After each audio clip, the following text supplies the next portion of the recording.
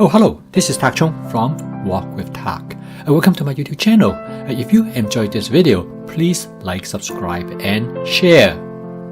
If you like to cook every day and do not get bored, then my fast cooking system is a cooking system that you should consider.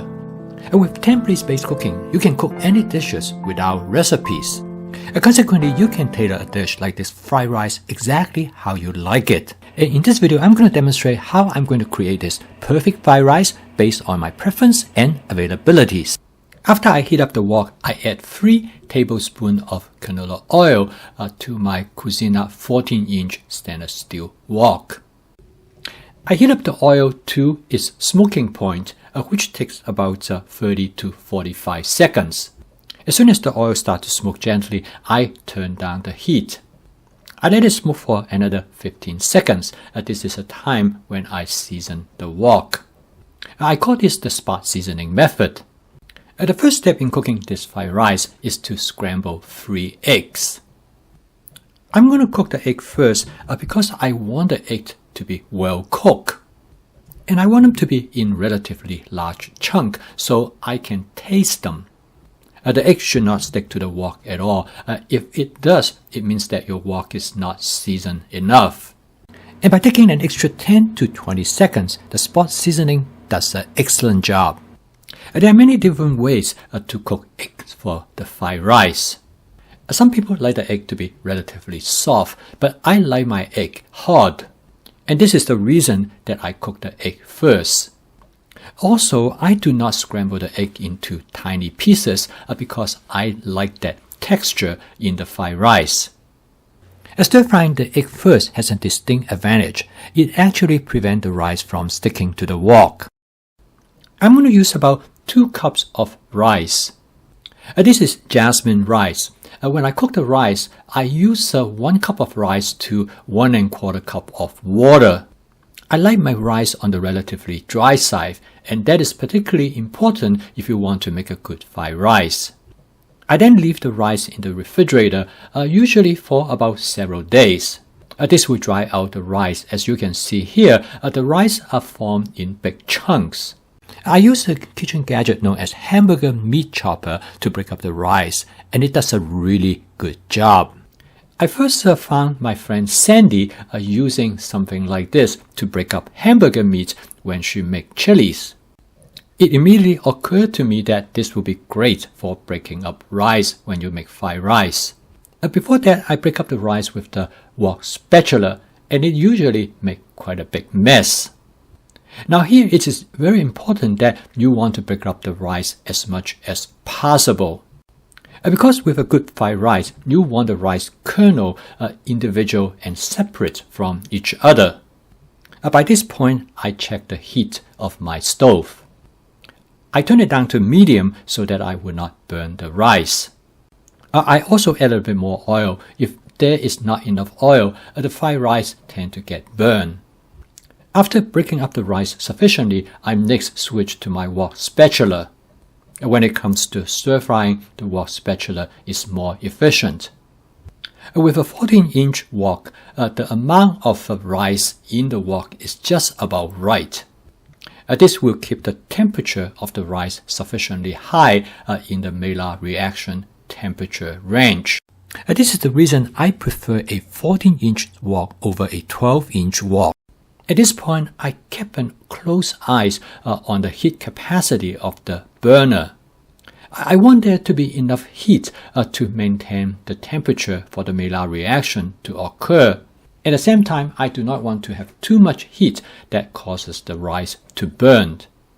A slight charring of the rice is good, but when it becomes too burnt, then it becomes bitter.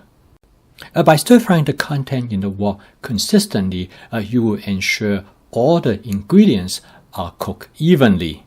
As you can see here, it is important to have the rice kernel separate from each other. So they all will be individually fried to develop a slight crunchy texture, which for me is the hallmark of a good fried rice. I'm going to cook this fried rice with cauliflower. Instead of using the floret of the cauliflower, I use the stem as well as the leaves of the cauliflower. This is the part that I used to discard. And then I learned from my cousin Marge they are completely usable. They not only taste great, but they are highly nutritional. Therefore, now when I prep cauliflower, I always chop them up. I use them in several different dishes, but the one that I use most often for is fried rice. Because the stems and the leaves are chopped up into very small chunks, so they cook rapidly. To me, they are very flavorful. They give the fried rice an exquisite and subtle flavor, which is a great substitution for salt. Overconsumption of salt is a significant issue in this country. By this point, the cauliflower is probably about 60–70% done. And next, I'm going to add some chopped mushrooms. This is where flavor chasing comes into play. Because I like my mushroom relatively firm, and this is the reason I add them at a later stage of the cooking process. So as you can see, the design of my cooking steps are in the service of flavor.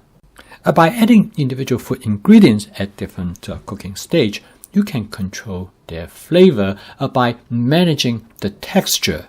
This approach is known as sequential cooking, by adding each ingredient at different stage of the cooking process. Each step is to maximize the flavor of individual ingredients as well as the dish as a whole. I'm going to season this dish very lightly with my basic seasoning mix, which is designed to enhance the natural flavor of the food ingredients. You can take a look at this video to learn about its components. I then garnish the fried rice with some scallion that I found already prepped in the refrigerator. At this point, the fried rice is done. The texture of all the ingredients is pretty much the way how I like them. I turn off the heat. Because my wife loves cheese, I'm going to season the fried rice with a cheese mixture that I purchased. It contains 3 different types of cheese. They are Asiago, Parmesan, and Romano. I'm going to add the cheese to the fried rice. I'm going to let the remaining heat of the fried rice to melt the cheese. I have seasoned the fried rice in many different ways, such as oyster sauce, hoisin sauce, and soy sauce. Using cheese is an example of a fusion approach in cooking this fried rice. The final ingredients I'm going to add to the fried rice is some kai seed. A kai seed will add a little bit crunchy texture to the fried rice. Furthermore, kai seed is a nutritional powerhouse. It is rich in magnesium, potassium, antioxidant, and omega-3 fatty acid. After mixing everything in with my wok spatula, the dish is done. And the total cook time is a little bit over 10 minutes. This video demonstrates how template-based cooking allows you to create a perfect fried rice.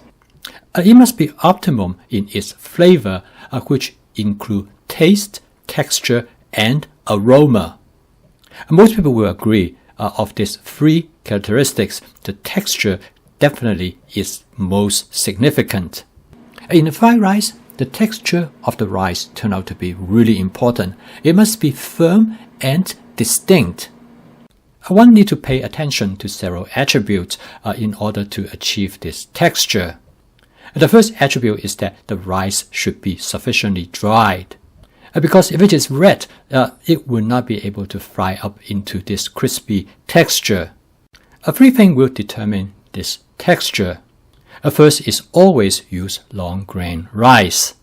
Second is to cook rice with a limited amount of water so that the rice will turn out on the dry side.